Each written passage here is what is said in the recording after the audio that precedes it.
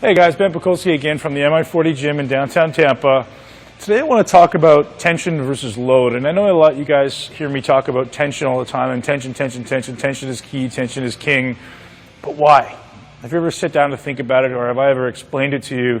And now to compare the difference between tension and load, it's not the most sexy video, it's not the most glamorous thing, but understanding this can really help you open your eyes to why it's so important to train this way. So what does tension do? What does creating tension in muscle actually do on a physiological level inside your body? So think about this. Every time we train, every time we maximize the amount of tension or stress going through a muscle, we're making our muscle cells more receptive to nutrients, insulin, amino acids, hormones.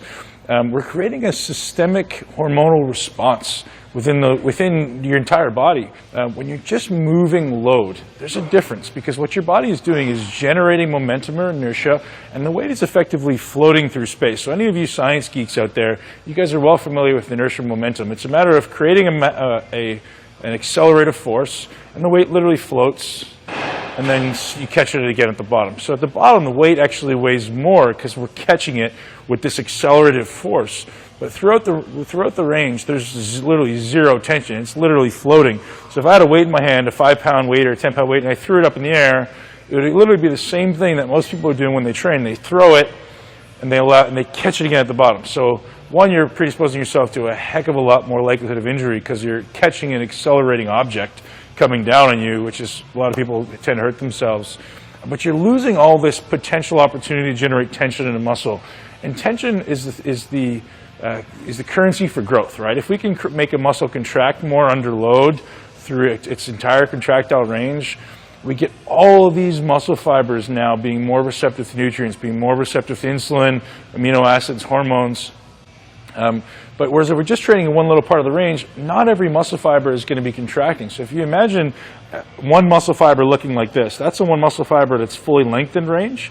That's in the mid, and that's in the short. So most people only contract back here in the lengthened part of the range, and they never get their muscle fully short.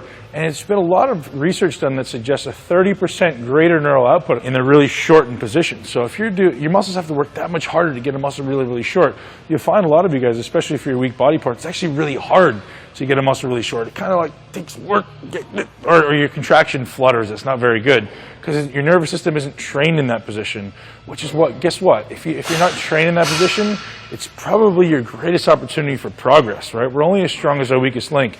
If you're really weak in a short position, your body's not going to go there. Let's think about your body's natural tendency to avoid where it's weak, right? Your body doesn't want to go where it's weak. What happens if I were to quickly grab your arm and pull it back here? Your body would have a natural defense mechanism to keep it in the middle of the range. When your body senses instability, it automatically tightens up, or it senses weakness, it tightens up. So, what we're trying to do is allow ourselves a greater range of motion with strength and stability. So I want to be able to go way back here. Even though I'm not going to go back here with really heavy loads, just the ability to go back there at all is, one, going to keep me injury-free, and two, allow me to train through a slightly greater range of motion with just a little more mental freedom. So I'm not going to be so stressed. There's not going to be any anxiety. My brain is going to be okay with going to these ranges. I'm going to feel strong. I'm going to feel comfortable and more athletic. So anyone who wants to be athletic, anyone who wants to improve their physique, all these things are very, very important. Training with tension, maximum tension. So when we suggest, training through a full range of motion, I still want maximum tension, but I don't want to lose tension. So that's the difference between tension and load. So load is only half of the equation of tension or torque. This is an argument that a lot of people would love to have with me, or love to have with anybody who understands mechanics. Progressive overload. Everyone says, well, progressive overload is king. I'll argue with you on that. So what is progressive overload?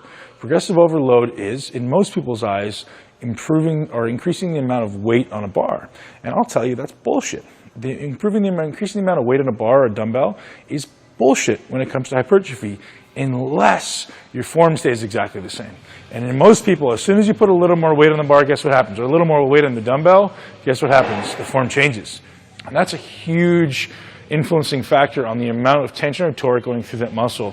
So unless you're considerate of that when you're training, don't be so quick to accept progressive overload as the end-all and be-all of hypertrophy training. Only consider you guys thinking about not being so attached to progressive overload.